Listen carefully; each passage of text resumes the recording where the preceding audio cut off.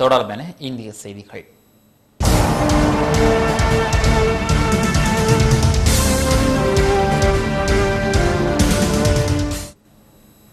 அண்மையில் ஒரிசா மாநிலம் ஒடிசா என மாற்றப்பட்டதை தொடர்ந்து முதலமைச்சர் நவீன் பட்நாயக் தனக்கு 12 கோடி ரூபாய் சொத்து இருப்பதாக தெரிவித்துள்ளார். ஒடிசா மாநிலத்தின் அமைச்சர்களுடைய சொத்து மதிப்பு விவரம் அரசின் அதிகாரப்பூர்வ இணையதளத்தில் வெளியிடப்பட்டுள்ளது. ஒடிசா முதலமைச்சர் நவீன் பட்நாயக் அதிகபட்சமாக 12 கோடி ரூபாய் அளவிற்கு சொத்து வைத்துள்ளார். மாநில நிதி மந்திரி BC ஹடாய்க்கு 2 கோடியே 34 லட்சம் ரூபாய் சொத்து இருப்பதாக தெரிவிக்கப்பட்டுள்ளது. மாநில ஆதிதிராவிடர் நலத்துறை மந்திரி லால் பிகாரி மந்திரிகளிலேயே மிகவும் குறைவாக 18 லட்சம் மதிப்பிற்கு மட்டுமே சொத்து வைத்துள்ளார். அமைச்சரவையில் உள்ள 22 பேரில் 12 பேருக்கு 1 கோடி ரூபாய்க்கு அதிகமாக சொத்து இருப்பது தெரிய வந்துள்ளது. அடுத்து இந்தியாவிலிருந்து எமது செய்தியாளர் எமக்கு இன்று அனுப்பி வைத்த செய்திகளை பார்ப்போம். ஊழலுக்கு எதிராக லோக்பால் மசோதாவை உருவாக்கும் பணி விரைவில் நிறைவு பெற்றுவிடும் என்று நாடாளுமன்ற நிலைக்குழு தலைவர் அபிஷேக் சிங்வி தெரிவித்துள்ளார்.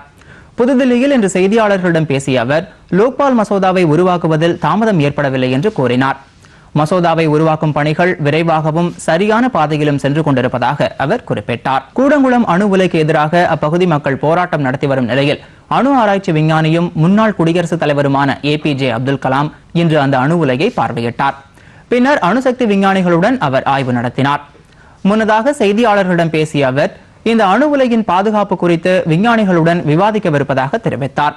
புதுதில்லியில் செய்தியாளர்களிடம் பேசிய பிரதமர் அலுவலக இணையமைச்சர் V. நாராயணசாமி கூடங்குளம் பகுதி மக்களின் அச்சத்தை போக்க அப்துல் கலாமின் வழிகாட்டுதல் கோரப்படும் என்று தெரிவித்திருந்தது குறிப்பிடத்தக்கது.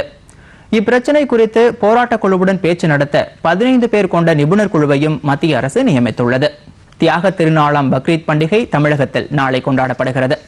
இந்த பண்டிகையை கொண்டாடும் இஸ்லாமிய மக்களுக்கு ஆளுநர் K. ரோசையா வாழ்த்து தெரிவித்துள்ளார்.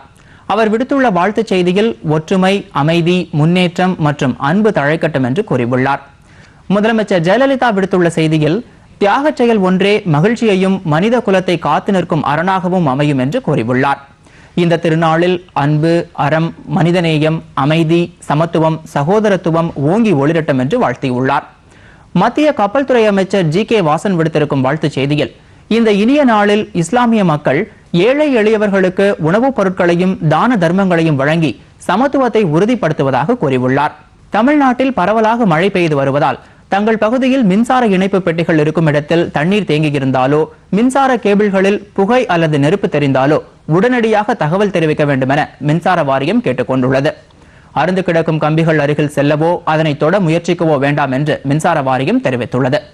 இது தொடர்பான தகவல்களை 2852-1109 மற்றும் 2852-2242 என்ற தொலைபேசி எண்களில் தெரிவிக்குமாறு மின்சார வாரியம் கேட்டுக் கொண்டுள்ளது. தஞ்சை பெரிய கோவிலை கட்டிய மாமன்னன் ராஜராஜ சோழனின் 1026வது சதய விழாவின் முக்கிய நிகழ்ச்சி நேற்று நடைபெற்றது. மாமன்னன் ராஜராஜன் சிலைக்கு மாலை அணிவித்தல், திருமுறை வீதி உலா போன்ற நிகழ்ச்சிகள் செண்டை மேளம் முழங்க சிறப்பாக நடைபெற்றன.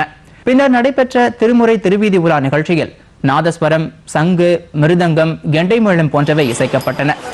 தஞ்சை பெரிய கோவிலில் உள்ள பெரிய உடையார் சிலைக்கு பால், சந்தனம், தேன், நெய், மஞ்சள், வில்வ இலை உட்பட 47 வகையான மூலிகை திரவியங்களால் அபிஷேகம் செய்யப்பட்டது. ஈரோடு அருகே இன்று அதிகாலை ஏற்பட்ட சாலை விபத்தில் உயிரிழந்தோர் எண்ணிக்கை 7ஆக உயர்ந்துள்ளது. பெங்களூரிலிருந்து கோவை நோக்கி வந்து கொண்டிருந்த தனியார் பேருந்து சித்தோடு சமத்துவபுரம் அருகே டேங்கர் லாரியை கடக்க முயன்ற போது விபத்து ஏற்பட்டது. இதனால் கோவை விமான நிலையத்திற்கு விமான எரிபொருளை கொண்டு சென்ற அந்த டேங்கர் லாரியிலிருந்து எண்ணெய் சிதறி 2 வாகனங்களும் தீப்பிடித்து எரிந்தன. இந்த விபத்தில் பேருந்து ஓட்டுநர், 2 பெண்கள் உட்பட 5 பேர் சம்பவ இடத்திலேயே உடல் கருகி உயிரிழந்தனர். தீக்காயங்களுடன் 14 பேர் ஈரோடு, பவானி, கோவை அரசு மருத்துவமனைகளில் சிகிச்சைக்காக சேர்க்கப்பட்டனர். இதில் கவலைக்கிடமாக இருந்த 3 பேரில் 2 பேர் இன்று காலை உயிரிழந்தனர். விபத்து நடந்த பகுதியை மாவட்ட ஆட்சியரும் காவல்துறை அதிகாரிகளும் பார்வையிட்டனர். வங்கக்கடலில் உருவாகியிருந்த காற்றழுத்த தாழ்வு நிலை வலுவிழந்துள்ளதால் தமிழகம் மற்றும் புதுச்சேரியில் மழை குறையும் என்று சென்னை வானிலை ஆய்வு மையம் தெரிவித்துள்ளது. எனினும் அடுத்த 24 மணி நேரத்தில் தமிழகம் மற்றும் புதுச்சேரியில் அநேக இடங்களில் லேசான மழை பெய்ய வாய்ப்புள்ளது என்று அந்த மைய இயக்குநர் SR ரமணன் இன்று செய்தியாளர்களிடம் தெரிவித்தார். கடந்த 24 மணி நேரத்தில் அதிகபட்சமாக பூந்தமல்லி, தாமரைப்பாக்கம், திருவள்ளூர், விழுப்புரம், கும்முடிப்பூண்டி ஆகிய இடங்களில் 9 சென்டிமீட்டர் மழை பதிவாகியுள்ளதாக அவர் கூறினார். இதனிடையே வைகை ஆற்றில் வெள்ளம் கரை புரண்டு ஓடுவதால் 2ஆம் கட்ட அபாய எச்சரிக்கை விடப்பட்டுள்ளது. 120 அடி நீர்மட்டம் கொண்ட மேட்டூர் அணை இன்று 100 அடியை எட்டியது. அணைக்கு வினாடிக்கு 40,000 கன அடி வீதம் தண்ணீர் வந்து கொண்டிருப்பதாகவும் விரைவில் அணை நிரம்பிவிடும் என்றும் பொதுப்பணித்துறை அதிகாரிகள் தெரிவித்துள்ளனர். தொடர்பென வெளிநாட்டு செய்திகள்.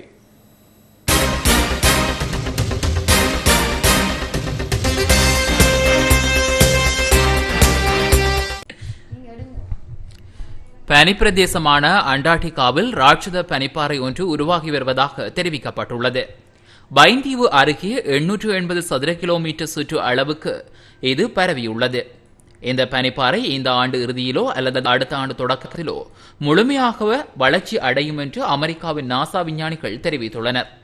இந்த ராட்சத பனிப்பாறை முழுமையாக வளர்ச்சி அடையும் பட்சத்தில் அது ஜெர்மனி தலைநகரம் பெர்லின் அளவில் இருக்கும் என எதிர்பார்க்கப்படுகின்றது.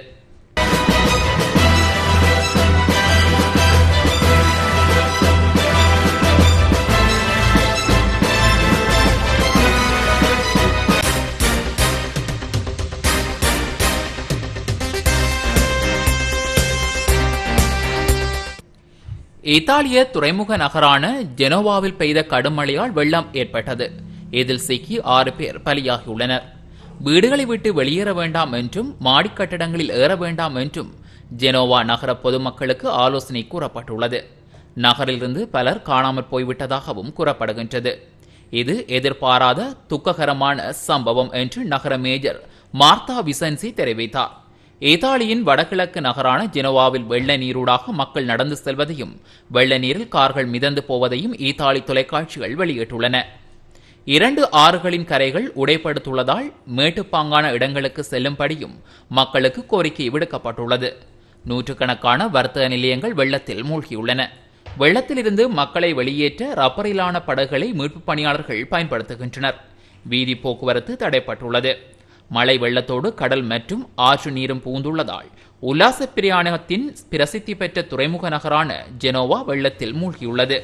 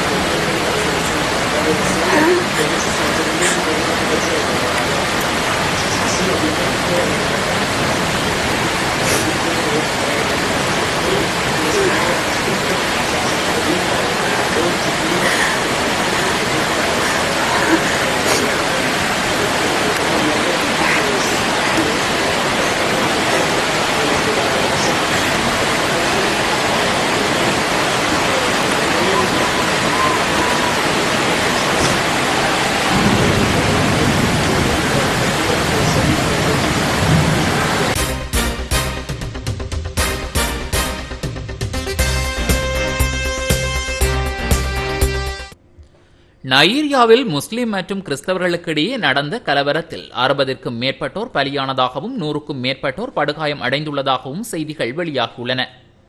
நைஜீரிய நாட்டின் வடக்கு பகுதியில் அமைந்துள்ள 2 நகரங்களில் முஸ்லிம் கிறிஸ்தவர்களுக்கு இடையேயான பிரச்சினை தொடர்பாக 4ஆம் தேதி நள்ளிரவு கடும் கலவரம் மூண்டது. டமாடரு என்ற நகரத்தில் உள்ள பல்வேறு தேவாலயங்கள், 4 காவல் நிலையங்கள் மீது அடையாளம் தெரியாதவர்களால் துப்பாக்கி சூடு நடத்தப்பட்டது. மேலும் மைடுகுரி என்ற நகரத்தில் உள்ள ராணுவ முகாம் மீது தற்கொலை வெடிகுண்டு தாக்குதலும் தொடரப்பட்டது. இந்த கடுமையான தாக்குதலில் 60க்கும் மேற்பட்டோர் கொல்லப்பட்டதாகவும் 100க்கும் மேற்பட்டோர் காயம் அடைந்திருப்பதாகவும் தகவல் வெளியாகியுள்ளன. இதேவேளை இந்த தாக்குதலுக்கு போகோ ஹரம் என்ற இஸ்லாமிய அமைப்பு பின்புலமாக இருக்கக்கூடும் என கூறப்படுகின்றது. மீண்டும் தலைப்புச் செய்திகள்.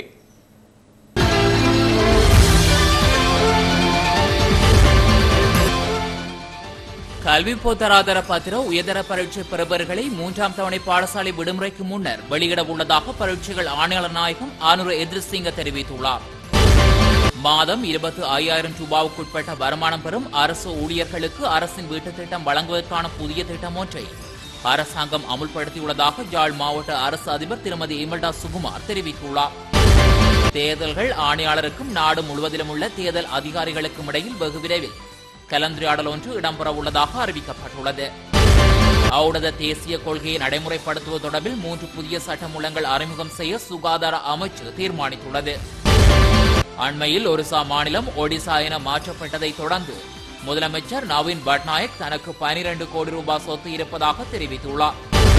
பனி பிரதேசமான அண்டார்டிகாவில் ராட்சத பனிப்பாறை ஒன்று உருவாகி வருவதாக தெரிவிக்கப்பட்டுள்ளது.